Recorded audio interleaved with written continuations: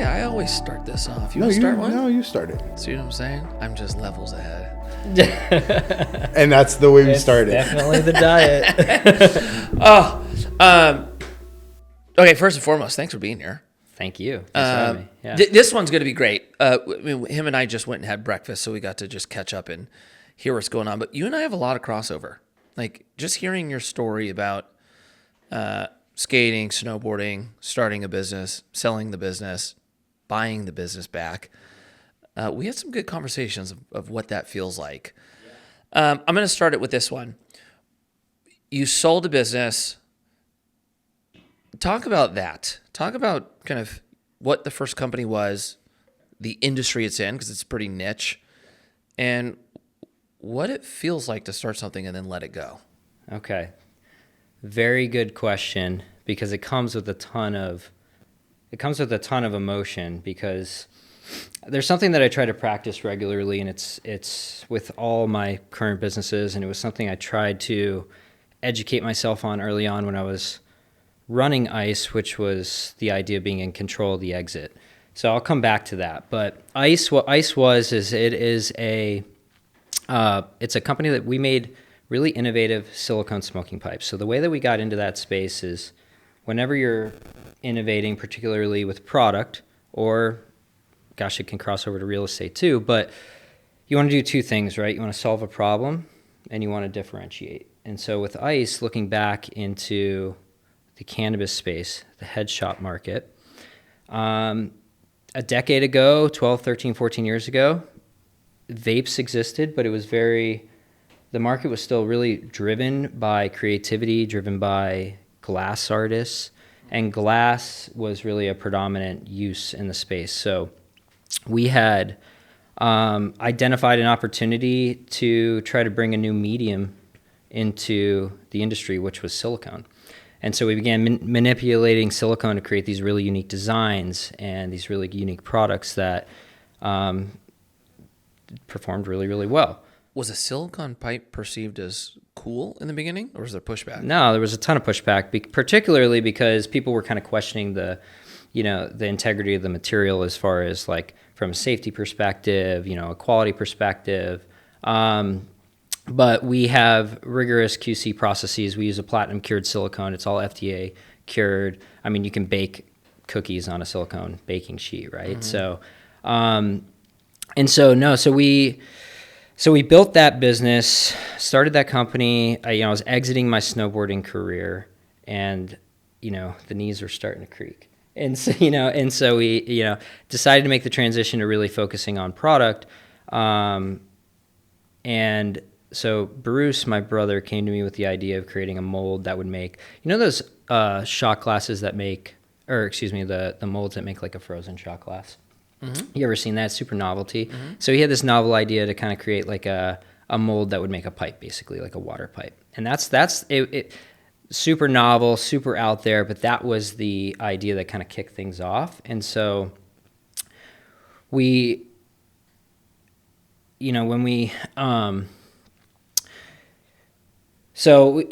trying to go back. So we started the company, and we really ran off of that single product for like 2 years, and we were just kind of going through the jungle trying to figure things out, and it wasn't until a few years later that we decided to take silicone and start to really manipulate it into actual functioning smoking devices, not just a mold that can make a smoking device. Mm. So this was the space where everything was glass, because I know nothing about this. Yeah. Everybody was using glass. Everything was using glass, exactly. Great statement. Yeah. Let me preface it, I know nothing about this. Yeah. And you decided to disrupt. Mm-hmm. How many people Well, told you guys were crazy? we decided to make a product. Disruption doesn't really actually happen until the customer adoption takes place, right? Like, but the idea of the fate to say, we're going to take something that's been long-standing for all these years, for decades and decades, and we're going to introduce an alternate way to do it. Yeah. I mean, it was an alternate way to create the pipes, which solved the problem of, because again, you buy a glass pipe, you drop it, it breaks, you're toast. So we solved that problem very easily through silicone. And then we had added value proposition through because it was glass, we were able to create storage containers and little niche things that made the experience for the customer better. all at value-driven prices, and it's scaled really, really well. And so, how long until you rolled it out from the conception of the idea until your first sale? Conception of the idea to the first sale was about 6 months, and we pre-sold. Damn, we went to the fast. trade show. That is super fast. I thought I was going to say years. Yeah. It was. I mean, look, the idea in a joking manner maybe got floated years before, but when we were like, okay, that was a great. Let's take this idea, let's try to form it into something, and then like let's go for it. That was about a 6-month period, and we went to our first trade show with 3D printed parts, and we just pre-sold. I mean, we just went out there and just rolled the dice, really. But the reception was phenomenal. Cannabis conference. This was a cannabis conference in Denver. What is a cannabis conference like? Is it well, this was a trade show. Is it a bunch of like business people? It's a bunch of business people, you know, and there's really two worlds, and because we say cannabis, right? We're using the term cannabis now, and there is the cannabis industry, but then there's the head shop, smoke shop industry, and those are really two very different worlds. And the cannabis industry, which is not really so much where I participate, like I don't really do anything that touches the plant, but the cannabis industry is very much suits. It's very professional. I think it's like leaning even heavier because there's something to prove, right? There's a stigma to break. The head shop industry, also very professional, though. I mean, you definitely have your stoner bunch, no question about it. But these aren't consumer conventions like they're trade shows. It's business. They're there to do business. You're there to open accounts, work with distributors. Right. So, yeah, the head shop space it's really, really unique, like I was telling you earlier, in the fact that it has this really robust ecosystem of brick and mortar stores, because it hasn't fully scaled into the mainstream as far as retail goes.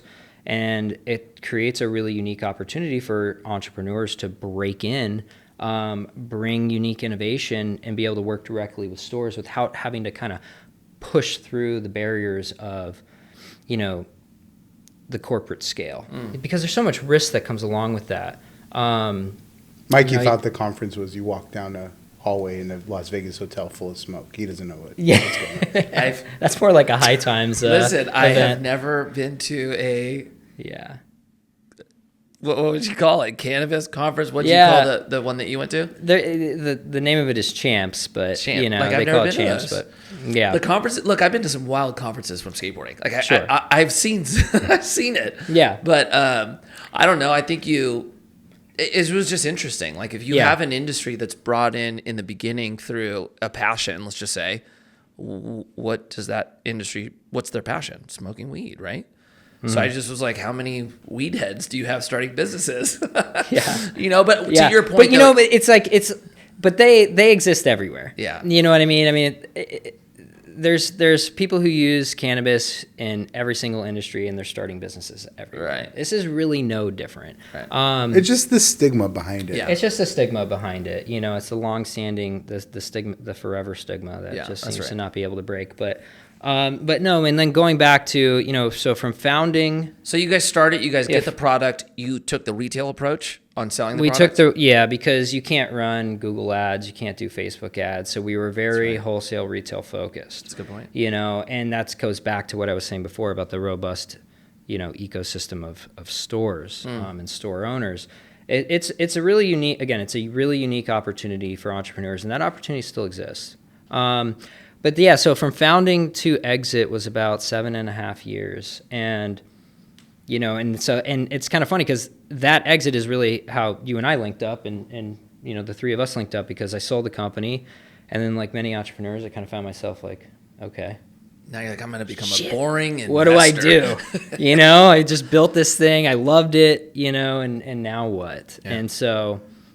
And that's when I gave you guys a call, and I got involved in the multifamily fund. Yeah. That's been productive. That did well. That is not a testimonial. We did not ask him to say that. No, that wasn't. It just was. And then I doubled down into another fund, and okay, but talk about happy to be a part of that and keep that going. But talk about this side of it. So you had an exit, and what, without using dollars, like what roughly percentage would you say you allocated for passive investment? Versus percentage that you said, I'm going to roll this into the next thing?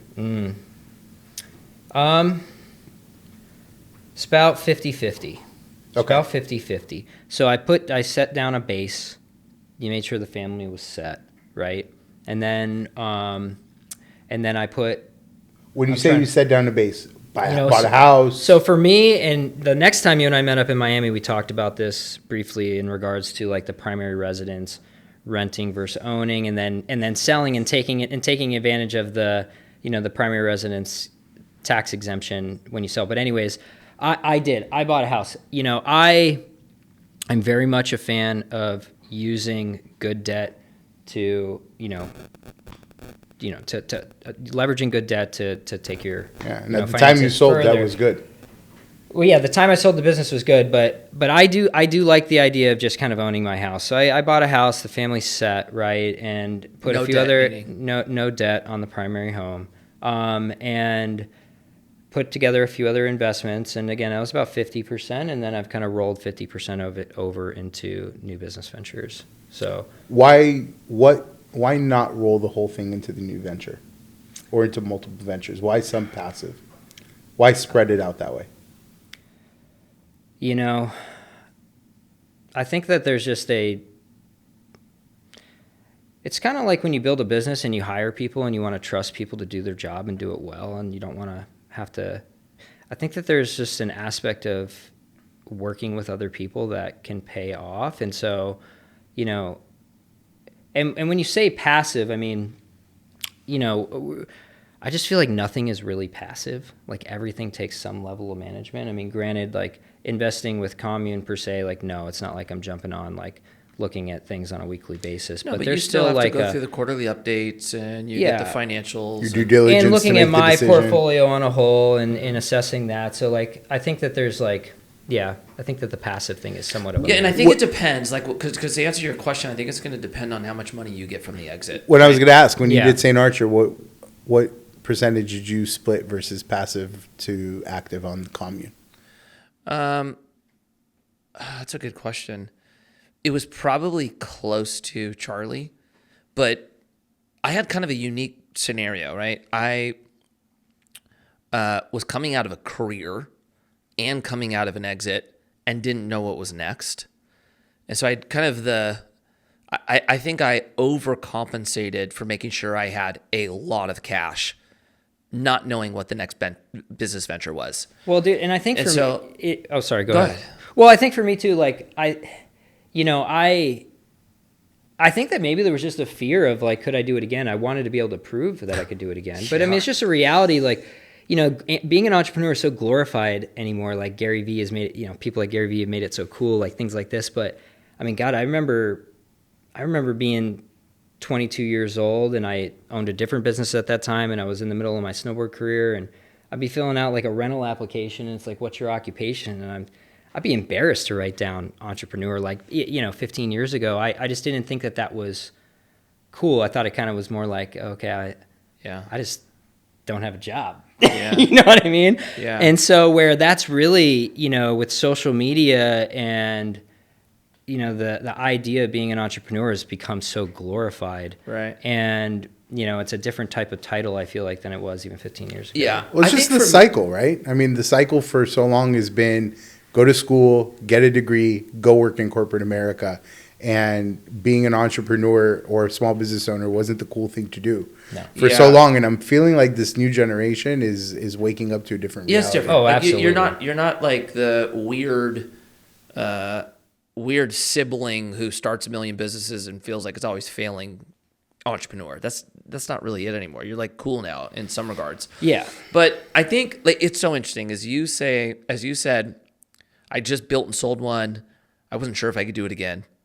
I went through that feeling, of course. I think it's natural going from your first to second. But like, when we sold St. Archer, like I definitely remember going, oh my gosh, I've got money to invest now, like serious, right? And I think like, I went heavy in illiquid investments off the jump. I think I put like $1 million straight away into storage and then a couple new startups. But I do remember thinking, okay, I don't know what cash I'm going to need. I went in a heavy position of actual cash. And then I went a little bit heavy on investments that I knew I could sell easily, had liquidity. Doesn't mean it would be ideal timing to sell. Like stocks? Or, yeah. Like right when it happened, it was like I probably put I don't know, 20% into illiquid, maybe another 20% into more stocks. And then I sat on a ton of cash. I sat on so much cash. But I just didn't know how long it was going to take. And now looking back, it was the right move. Like we were talking about this today. When we started Commune, 2017, 18, 19, and 20, I had no income coming in. I didn't pay myself. So I had 4 years where income was zero. And then when did I start taking a check here? 21, I took a little one. 22 was a little one. Last year was like the first year where I was like, I think when you come into a big liquidity event like that, like I think it's okay to buy yourself some breathing room. Sit on some of that cash, pay the interest on the inflation, and just buy that breathing room so you can kind of have some time to think without overloading yourself trying to deploy all the money at once, and then that's such a scramble. I think that's totally okay, and I think it's something that more people should be. Well, a lot of people everybody's like, get the cash out, get the cash. Well, a lot of people will make that scramble trying to avoid all the taxes that they can possibly. Well, that's one thing, right? Absolutely, the tax bill's one thing, but the second part is, I guess in theory I could have not done that, but it would have meant our team would have been a fraction of the size. We would not be. How much are we managing right now? 315. We'd be at like maybe one. Mm-hmm. So it's just like I wanted to bring a team on so that we could all get there quicker than worry about taking all the income for us. So that was just a decision we made.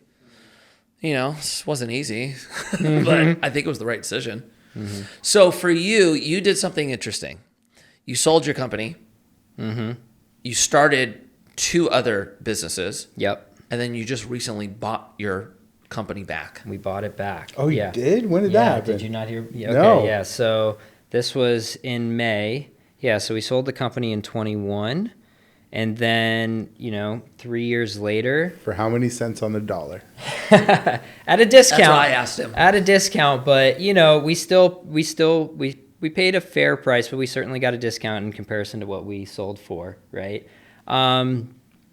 But yeah, so we bought the companies back and we partnered up with, so again, this was Bruce and I came together with the founders of Da Vinci Vaporizer, so Chantel Ludwig and Court Smith, 2 incredible innovators in the space. And because they had also sold their company, I think it was in late 21 or 22, they sold their company to the same company that I had sold to.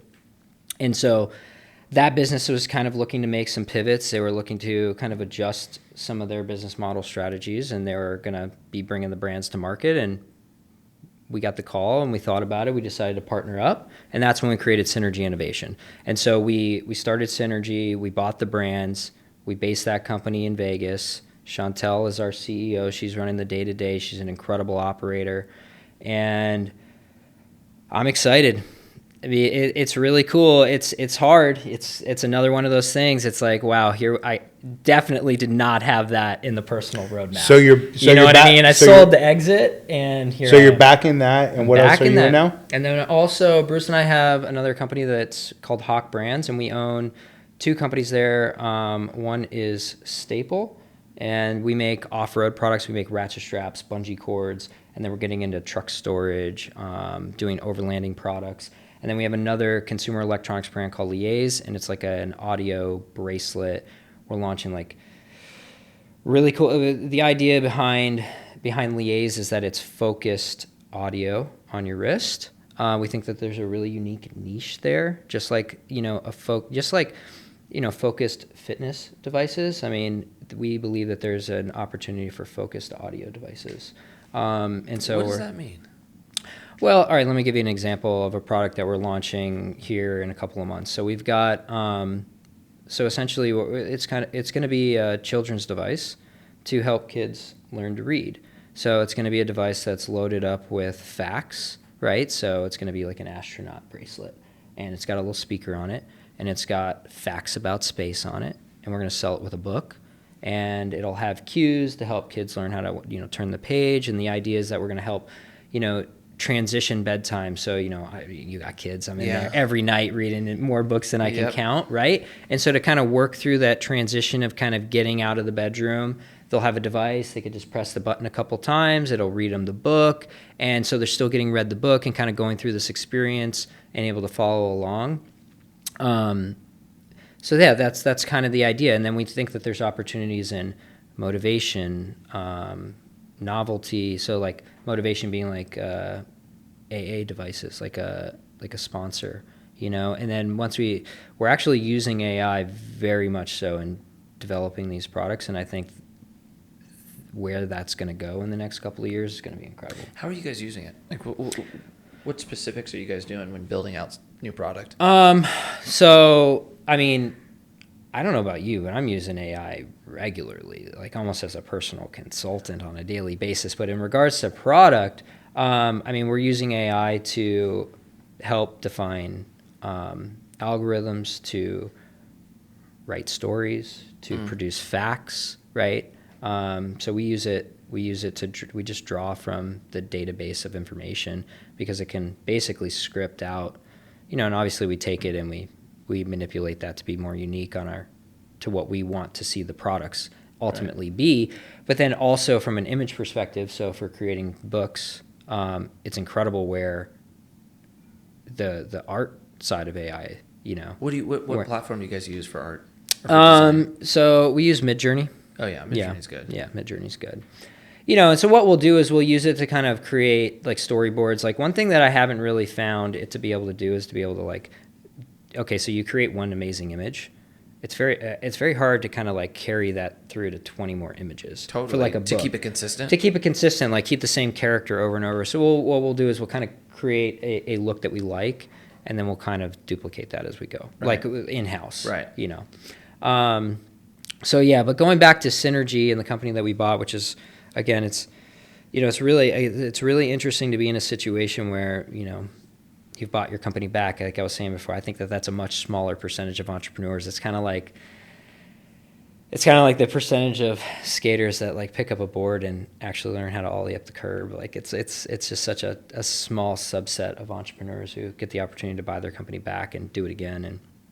And we're working on some incredible devices right now. I think that that's the exciting thing, is that there's this surgence of ideas and new products that, you know, we think that can really push the industry forward as far as connoisseur consumer vapes go. So when you're buying a business back, are you looking at it through the lens of like, I'm going to come in and actually operate it well? Is it, you know, since we left, there's been no real progress of innovation in this brand? Like, talk about that, because what you're doing, I have no experience in. I have never gotten something back and had to navigate through, like, am I doing this to just get it back on track? Is it just you guys ran it into the ground and I could buy it at a discount, build it up, sell it, more of like a private equity model?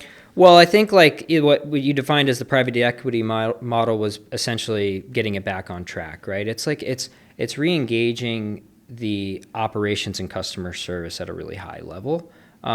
Getting that to where it's humming was kind of priority number one. I mean, getting inventory levels back to where they needed to be, ensuring that the products were easy to purchase, that there was a portal that, you know, store owners could easily get on. Because again, this is mostly, you know, we have our D2C channels, but it's mostly retail focused. So ensuring that we can get the products on the shelves and maintain that shelf space and regain that shelf space, that was kind of priority number one. But then in parallel, absolutely innovation in product, because, you know, you want those bumps, you want that excitement. Yeah. You know, there's kind of three things that make a company valuable, right? At least the way that I look at it. It's one, you need a revenue advantage, right? And I like the way Rob Dyrdek puts this, is he uses the word unfair revenue advantage, and I think that that's dead on. The second thing you need is customer attention and retention, right? You need to have their ears. You want your customers to be listening, and then you want their retention. You want them using the products and coming back to the products. And then third, you need quality operations that equate to profitability, right? And you need those operations to ideally be scalable, trainable, and transferable. And if you can have those three things, you have a company that's most likely very, very valuable. If you have an unfair revenue advantage, you've got your customers' attention, they like your products, they're coming back, and you have humming, you know, operational excellence, again, I think you're going to have something pretty valuable on your hands. Okay, so did you guys sell the business originally to a private equity firm? We sold it to a public company. Oh, public company. Yeah, a public company who was a distributor in the head shop market. And they just stopped paying attention to those 3 pillars? What happened? No, they didn't stop. Well, I think that they, You're like, how can I say this without shitting all over? Yeah, there's a little bit of that for sure. I think that they did. They wanted to be successful, and I think that they overdid. They brought on a lot of capital, and then they overbought. They brought on too much. They brought on too much staff. They overhired. They just kind of overswelled and did it too quickly to try to meet the demands of going public. They were the first company to go public in this category. Right. So I think just trying to meet those demands became a little overwhelming. And then COVID, was challenging for them from an operational standpoint. And I think that was ultimately one of the challenges, but I think I mentioned to you before is I think the space, there's a white glove service aspect that stores really want to see, and I think that, again, as they swelled up too fast, they weren't able to give that white glove service, and that's really what we're focused on bringing back from a innovation standpoint, but really from a customer service standpoint, and really putting that delight in the customer at the forefront of every single turn of the business. Right. So, yeah. Do you think there's a problem with private equity? Do you think private equity is becoming too big and they're becoming sloppy, and kind of what happened to his business is happening over and over? They're buying something, they're basically destroying it, and then taking losses. I think it's predominantly true with companies that they buy that have a certain culture that can't be adopted into, like a broad strokes, meaning you can't just wash, rinse, repeat the same process with every single company. Like St. Archer had a very unique, culture to it, right? It had a brand that couldn't be adopted the same way that you would do whatever other beer company. And that's why, arguably that one had struggles once it got purchased, right? And so I think the same case, you can't say this is the process that we're going to apply, and we're going to apply it over and over and over again, and it's going to work every single time. It may work many times, but when you have a unique value proposition, you have to adjust in a company what that is in order to make it successful. You can't bring in your process and assume you're going to have the same level of success every single time. Well, and I think it's the removing of the founder too. Depending on the situation, sometimes with private equity, the founders are going to carry through and they're going to stay on, but sometimes they don't. And I think that is something that I've spent a lot of time thinking about as far as, in regards to synergy and the brands we're building there, or the brands we're building at Hawk Brands, ensuring that we're building these companies so that they can be transferable and stay healthy. And that comes back to the theory of being replaceable. And I'm actually really curious how you guys look at that here as far as like your roles at Commune. Like, do you view your roles as replaceable? Because I feel like if you don't, you're not quite as valuable. Good question. Good question. Do I view my role as replaceable? The reality is you have to. If you have a role that's not replaceable, you have a cap on your business and you can't get past it. The ceiling will actually be pretty low, because who's going to buy a business from somebody that can never be removed? You can't scale it. So, I hope so. Like, I'm not trying to build a business that I'm a slave to. Like, I think building a business correctly means you're building a business that runs without you. But there is a period though that you cannot be replaced. Yeah, there's a period where you can't, right? But if you're looking at the stages of business, right? I'm preaching to the choir with both of you, but you have the startup phase, right? You have your idea, you've got your core group, you guys are wearing multiple hats. There's no scaling, there's no systems. It's just a frenzy of trying to get this thing launched, right? And then you get to a point where you can start building out your foundation, bringing on your teams, your systems, you start adding some scale. But that gets you all the way to the point of needing to replace the founder. And replacing the founder is always the hardest, right? Because there's nobody that's going to sell your vision like you, right? There's no one that's going to talk about Commune the way we will. Like, this is our baby. And so that's always the hardest to replace. So I think that's probably last stage. And finding somebody who can not only sell your vision, but also implement and write their own vision too. Because if somebody else is going to come in, there's inevitable culture shift that's going to take place. They need a balance. Yeah, there's a balance. Yeah, there's a lot actually to what you just said, right? Yeah. There's the how do you build a company that you're not a slave to and replacing a founder. There's if you want to sell a business, right? If somebody's going to come in and buy you, they want to make sure that if us three leave, the business that they just bought doesn't, become challenged or they don't lose out on their investment. So they want to buy something that they can take and run ultimately without you. And then I think third, and the thing that started this was like some of the private equity model of buying existing businesses. Maybe you see this on like, how boring businesses is such a trend, and you're seeing a lot of private equity go into like landscaping businesses or HVAC Koi companies. laundry. Yeah. So you have a culture that is very much, it's tight knit. You might have a founder, but it's like you guys are actually like in the streets getting work done together. And then you've got the number and money guys coming in and going, we're only looking at finances. This doesn't make sense. And they start, picking it apart. And now you have a cultural disruptor happening and you're seeing everybody abort. And once everybody leaves, now the value of, the company that they bought with the intention of driving value up is going down. And so, what's the long-term effect of that? I don't know, but it's different than what you're talking about, right? You guys are building more of an incubator. So you guys, at least what it sounds like, at least at Hoch Brands, yeah. I think Synergy is a little bit different, but yes. Okay, so yes, at Hoch Brands, this is more like Deerdick Machine, or this is more of yes, exactly. Okay, we're going to take ideas and build them out. We're going to take early stage founders, help them build it out. That is different than you buying an established, well-oiled machine, even if it's small, right? Yes. That is a different thing. And on the private equity side, you're seeing a lot of new funds come in, new groups come in, and they're now competing over limited access. We shall see. But to answer your question, I mean, what do you think, dog? I don't know, man. How do we replace me, dog? I want to be with Charlie in Colorado on the slopes at some point. Yeah. Yeah. Yeah.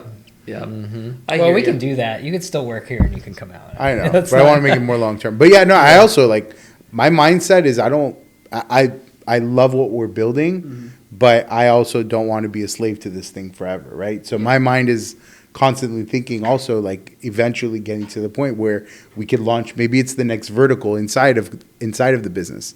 It's not necessarily selling the business or having somebody come in, but maybe it's having somebody come in that runs what was built specifically with real estate, and then the next vertical gets launched inside of the existing entity. It doesn't have to necessarily be an exit to start something up brand new. So there are ways to do new things without having to start all over from scratch. Yeah, exactly. And that's exactly right. Like keeping that kind of foundational architecture so that you can, bring on new investors or create liquidity events for particular divisions of the business, but keeping that kind of infrastructure at the baseline so that you can continue to build the next thing without depleting everything or selling everything that you built. Yeah. And I think for me, I'd be curious to know how you are with this.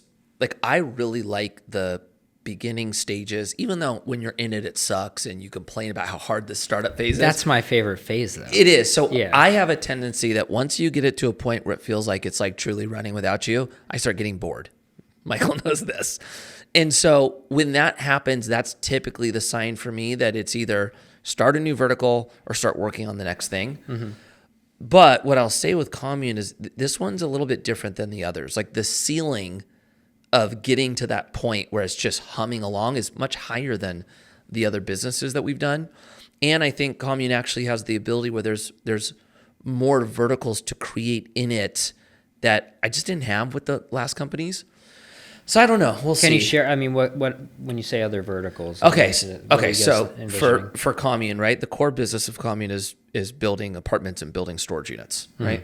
And that is the core premise of the business. But we do a lot on the educational side, on financial literacy, and there's a lot of ways that I think we can take our infrastructure and really how we are together and our other partners and apply that outside of real estate, right? Like creating a PE firm here, I think would be not private equity real estate, like traditional private equity, I think would make so much sense for us, right? It's like we've got Jerry's got all the financials covered. Michael's the operator. For me, like coming from the beer industry and even skateboarding, like there's a culture element that I think would make it very strategic for us to come in to these businesses and not, fall victim to what the other traditional private equity firms have. Like we could actually run it like a traditional private equity that feels kind of like an incubator in some regard. I think there's a big opportunity on the prop tech side, right? We're in real estate now. Property tech is like becoming a thing. Like, why don't we start buying companies through, the capital that we all hold with our investors and start implementing tech over here to operate our businesses and create the web? Like, there's a lot that we could do. But why aren't we doing that right now, Mikey?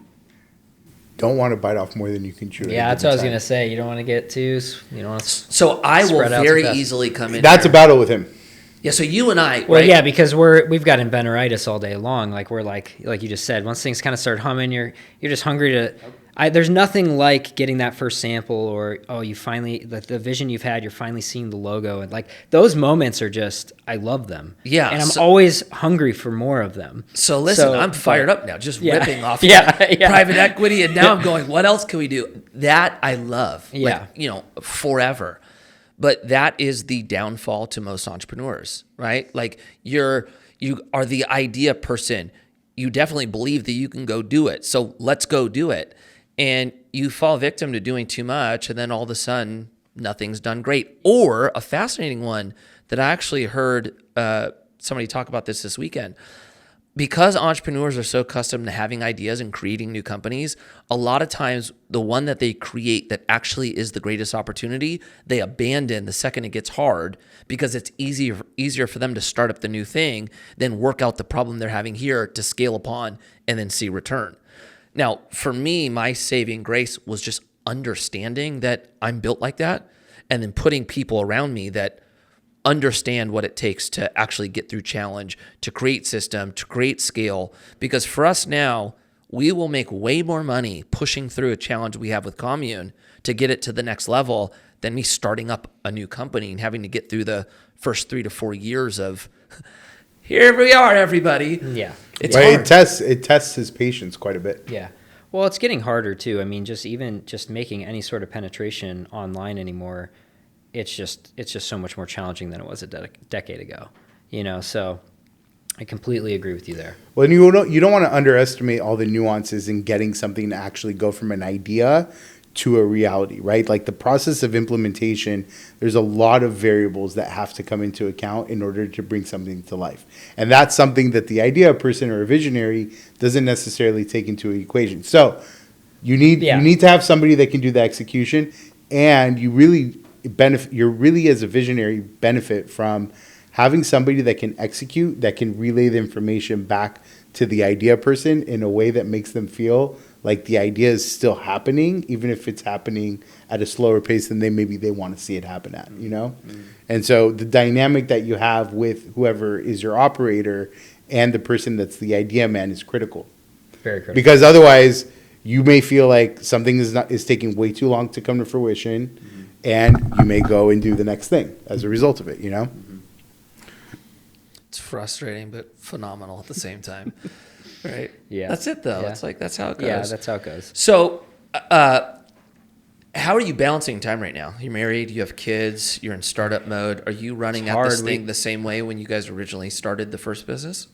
I mean, I am certainly feeling waves of exhaustion in that manner. Yeah. I mean, we just, like on the family front, we just transitioned. My wife was staying home with the kids for 3.5 years. And so we just transitioned to them going back to daycare and just that new routine. She's going back to work. They're in daycare, the pickups, the drop-offs, and doing all that while, just acquiring a new business. I'm, currently remote for that particular company and then also running one locally. I mean, yeah, it's a lot. It's a lot. As far as how I'm managing my time, though, I mean, I think it comes back to, like you said, it's about putting good people around you. It's about making sure that you're bringing on the right people onto the team and that you're delegating well. And, particularly just ensuring that you're working on the right things and not spinning wheels on the things that don't really matter. And that's what I am trying to spend, put my focus into, obviously, which is sometimes hard to identify, And what's the dynamic with you and Bruce? We're brothers. Well, I know that you guys are brothers, obviously. I meant from like a business perspective. Man, it's an interesting Are you dynamic. the idea guy and he's the executioner? No, we're both equally the idea guy. Bruce is certainly more, I would say, executional from like a tactical, like, this part was created or this document was made than I am, but I'm more the networker. I'm more the the negotiator, the sales, the marketing. So Bruce's background is in mechanical engineering. So he was at Microsoft early on when Azure was going. He was a large contributor to some of the to engineering some of the rack systems on the servers when they were really starting to scale up Azure and data centers.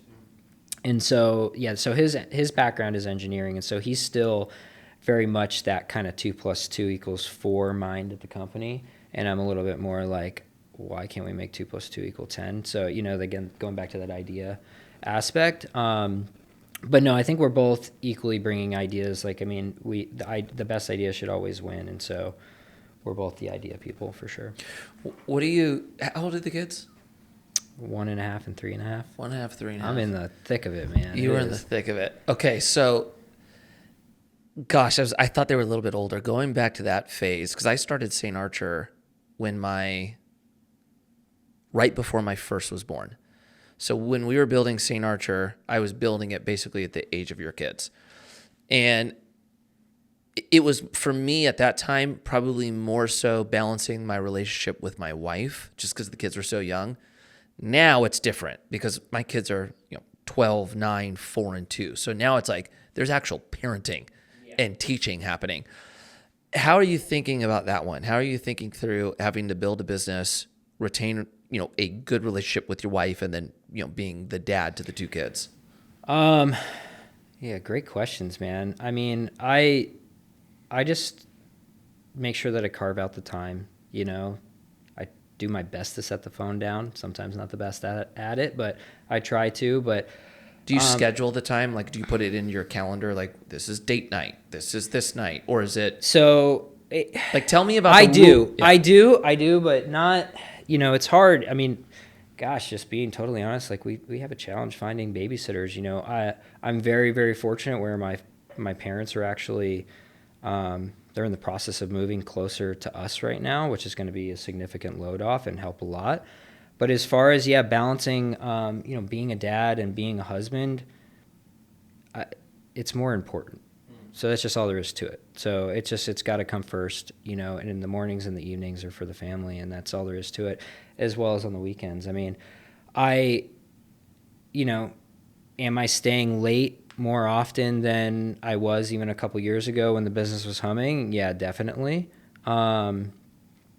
But yeah, I just have to make the time. That. Oh, totally. Yeah, you just have to make the time. 100%. That's actually one thing I love about that you guys have Shabbat.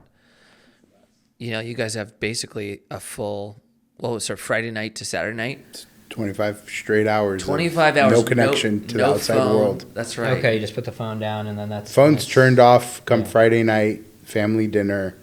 The next morning, we go to synagogue. Then we usually have... And this is every week? This is every week. Nice. Then we usually have lunch where either we have people coming over to our house or we go to somebody else's house. All the kids are playing together. The adults are hanging out. And then we pretty much hang out just until the sundown comes back. Sundown comes. There's some prayers that we say to bring the week back in. And then Saturday night, the phones get turned back on. But we just came off of the Jewish New Year where the New Year has... periods where you're offline too. And so I was offline last week from Wednesday night all the way till Saturday night. So it's 3 days, no phone, no communication. I love that. He won't hear from me. He won't get a response from me.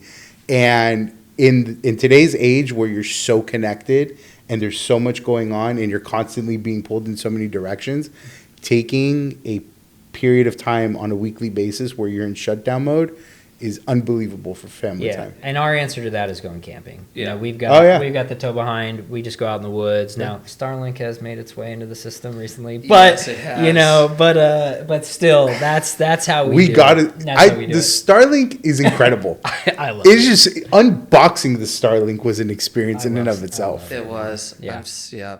But you know, something I want to go back to is like, okay, you were saying right before your first child was born, it was when you were starting St. Archer. And I think, and how old were you when that was? You were already in your 30s, We weren't you? started St. Archer when I was 28. Okay. About 29. Which is, you know, it's impressive. The reason I wanted to go back to it is because I wanted to kind of touch on being a professional skateboarder or snowboarder or surfer and just how entrepreneurial that really is in a lot of ways. And building a career in those types of sports where it's not as structured as, you know, your baseball, football type of sports, and going out and having to market yourself and market your talents. And, you know, it's just such an entrepreneurial thing. And I think I feel like that probably fed into your ability to kind of do St. Archer at that time in your life. Do you agree? Do you think that's true? Well, yeah, it did. It like when you think about the pro athlete, right? The pro athlete is pretty selfish, pretty obsessed, very driven, and those are all the qualities to build something and make a lot of money, right? But those are also all the qualities that make it very challenging to have a successful marriage and be a good parent.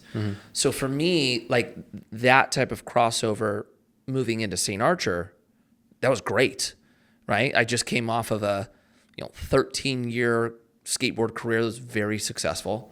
Moved the obsession into building a craft brewery, and my two partners were equally as obsessed.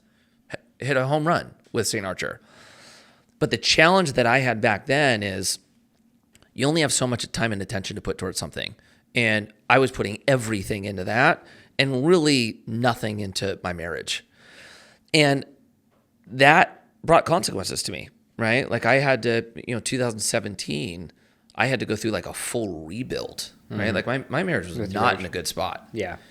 And thankfully, like I was willing to go through it. My wife was as well. So we had to kind of rebuild, get to a place where we actually had a healthy relationship, which then meant I needed to actually like be a parent. Like not just like, oh, my kids are going to come home and call me dad. Like they're actually seeing me with my wife, having, teaching them how to become like the men and women of the next generation, like our true responsibility. Yeah. None of that was happening. And so I had to learn that. And then I had to build the next business with that new priority stack. That was scary, actually. Like I'm not going to say it was, I was more scared of building Commune because I had reshifted my priority, which was the healthy thing to do. But I was definitely scared that if I wasn't going to go in and be obsessed and put all of my time and energy into Commune, was it going to succeed at the same rate that St. Archer did? You're hitting the nail on the head for me because I have those same anxieties. I mean, I don't think that I could have built ICE if I was married and had kids. Like the fact that I slept in the warehouse, the first warehouse we had. I lived there for like 4 or 5 months. You know what I mean? Here's like the crazy part. I actually don't agree with that. So hang on. I think I'm about to answer what you're going to say, but here's the crazy part. I was scared that Commune was going to fail because I had put my priority on my wife and my kids, where St. Archer and skateboarding, it was all career. But here's what I would say ended up happening. It was actually the opposite of what my concern was. Because I had put my wife and my kids as the greater priority, and I wasn't willing to sacrifice my relationship with them to build the next business, I had to figure out how to build a business without their relationship and my relationship with them being sacrificed, which meant I had to get better at delegating, and I had to get better at building an actual system that could scale earlier. So I wasn't even in a position to just, spend all of my time sleeping in the office, getting this thing going. Yeah. And then Commune was actually built correctly and could grow in a position where, dude, the first few years, I'm not going to say were the last few years. The first few years were hard because we built the business off cash flow, not investor capital. But now, dude, this thing has become something much larger. You can't even compare Commune to St. Archer anymore. It is so much more complex. We're managing so much more money. it's just become a different machine. And now Commune is something that I think when we sell it, there will be a much larger buyer pool than we had prior, because we're building something that can actually run without us. As opposed to St. Archer, I mean, a big reason why it failed is the company tried to run it without us and it didn't work. You know, you said you didn't agree with his outlook. Yeah, my thought process is what you said, leverage, right? You just learn how to leverage differently, right? Like you were grinding it all on your own. Now you're going to look at delegating the people that you need, the technology that you need, the money that you need, and any other aspect that your business is going to need that can work without you being actively involved. But I stand by what I said as far as building ICE, because I just didn't have the experience or the knowledge where the three of us now have been through so many things on this next business. You said it, you had anxieties when you were starting Capital or starting Commune. I have those anxieties right now starting Hawk Brands and with Synergy, but there's more structure to the approach. Yeah. It's more systematic and strategic. And even though I have those anxieties, I'm very confident in the approach and like we said, the delegating, surrounding ourselves with good people. Right. So, I think again with ICE in particular, I just don't think that I had the experience back when I was 23, 24. But now it's different. It's completely different. Yeah. Yeah, that's right. You know, so You did exactly what you were supposed to do at the time that you did it. yeah. Yeah, and I think, you know what the other thing too is, one, you're absolutely correct. And two, even now you moving into, you know, you're running multiple businesses now. You bought back the other one. Like we're now no longer on our first business. Even with the experience, though, what I've learned is there still will be times where there's not great balance, right? Like we entered a season 12 months ago, right? Where we knew that we were seeing something in real estate happening where there was finally a correction upon us. We saw cap rates move. We saw opportunity in our perspective go wild. And so for him and I, all of the partners, all of the staff, we basically mentioned at the last Christmas party, we are going to be putting our foot to the floor, and we are going to be going for it, which is going to mean there's going to be sacrifice made. I had to have that conversation with my wife. Like I had to tell my wife, look, the next 12 months are probably going to be pretty hard, right? I'm going to spend more time on the business than normal.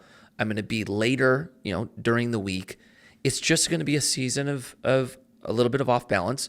But what I'm hoping that creates is then more years of actually, more free time and availability on the family. And the other thing is like, dude, opportunity isn't, there's moments in time where I think it makes sense for you to go for it, right? It's like, this might be the moment for you where you're like, yeah, I've got a 1-year-old, I got a 3-year-old, but you know what? This just lined up. It's go time. Go after that, right? It's like for us, 2008 was a long time ago, right? I've been thinking about 2008 for a long time. When are we going back? When is it just gobbling up opportunity? Yeah, you want it. You dream of it. 100%. Yeah, we're here. I'm with you. How are we not going to go after it? We're here. Yeah. Yeah. I think you can chalk a lot of this up to mindset too, right? Like, do you have the mindset where you can figure things out and make it work, or do you have the mindset of there are things that are good, there are hurdles that are going to come along the way, and those are going to be the excuses as to why things can't get done. So like we went into this period knowing last year that we were going to go into a major grind this year. I just had a baby 2 weeks ago. That's right. You did? Yeah. Congrats. Well, I didn't have the baby. My wife had the baby. Sure. But congrats. Thank you. So like we went into a period that I knew I was going to grind, but we decided to have another kid. It's chaos. Like I was on paternity leave for 2 days. That's just what's called for at this moment in time. And thank God I have an amazing wife who's covering it. But so some mornings I come here at 9:30 because I'm letting her sleep a little bit in the morning, or some nights in exchange I'm having to stay out late. So you figure out a way to make it work because your mindset is driven in a way where it's like there's a problem and I'm just going to have to figure it out. Yep. And there is a path to figure it out. Communicating with the spouse, it helps. To say the least, It's pivotal. Yeah. And it's not to say that it's always smooth. It's not. I got a talking to last night. It's like, babe, you come home. I need you off the phone. I need 15 minutes of your time for adult. And it's like, okay, I hear you. Yeah, that's right. So you're constantly having to pivot and adjust and learn. But if you have the mindset of a doer and I'm going to get shit done, you figure out a way to get it done. That's right. Oh, absolutely. What do you think the hardest thing in your life is right now? If you could pinpoint like the biggest struggle you have, what is it in? Man, what a load of bricks on that one. That's a big one. Yeah, it was heavy to get over here. Yeah, I think I'm going to say that whatever his answer is also going to be his greatest opportunity. Go ahead. You know what? You're probably right, dude. Because I was probably leaning towards, you asked about the dynamic of Bruce and I was probably leaning towards that a little bit. I think Bruce and I are in a super good place right now as brothers and business partners. And, you hear a lot of people recommend not being in business with family. And, for us, it's incredible. It's amazing. But goddamn, we've been through some tough stuff. And so I think just managing that dynamic so that we can both grow and expand, as business partners, but also individually, and grow our businesses, and then, have the healthy family dynamic, during the holidays. I think that that's a challenge on an ongoing basis. But going back to it's the spot with the most opportunity, because Bruce and I, as a team, really fill each other's gaps from what we're able to do, from a product and just in business and everything.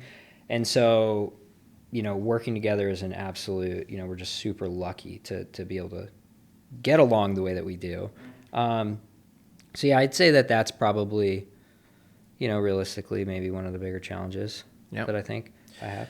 For all the companies. Yeah. Let's go through what are they and how can people find them? We'll put them all in the descriptions, but go through a list of all the companies' names and where we can find them. Okay, great. So synergyinnovation.com. You're going to find Ice and DaVinci under that portfolio. And that's ice.com and DaVinciVaporizers.com. And then you can go find hawkbrands.com as well, which is going to have Staple, STAPLL, Liaise, LIAISE, and that's myliaise.com. And Oriflex, which is, we didn't even get a chance to talk about it, but Oriflex is an incredible technology that Bruce and I invented that is a manufacturing process for creating silicone that looks like hand-blown glass. Look it up. It's incredible. And that's it right now. Synergy Innovation and hawkbrands.com. I love it. We'll finish on this. Do you wish you kept the Cybertruck? Oh, dude. You got rid of the Cybertruck? I sold the Cybertruck, man. At a profit? I sold because that thing was flying hot for a while, right? It was flying hot for a while. I don't wish I kept the Cybertruck, to be direct. I sold it for, it was 102, I think, when I bought it. I sold it for 104. So he's itching to get it. It was rad. And I'll tell you what, my Model Y, 0 to 60 in the same amount of time as the Cybertruck, but the pull on the Cybertruck is just totally different. And the drive-by-wire is incredible. Does the X have drive-by-wire? I don't know what that is. So it's like on the Cybertruck, you don't really turn the wheel much past 90 degrees. Like, it's all four wheels turn, and then it's just the drive on the Cybertruck is unlike anything else I've ever driven. So you went from a Cybertruck to a Model Y? Yeah, it's a little bit more family oriented. You know what I mean? Shoot. It just got so much attention. I had one of the first 5,000 deliveries, so it was hot. See, I love the attention. It was rad. It was rad, but like I told you, my wife, she was like, she wasn't for it. All right, the camera's telling us stop. It's overheating. Yeah. Thank you, big dog. We appreciate this. Yeah, man. Thank you. Thank you both.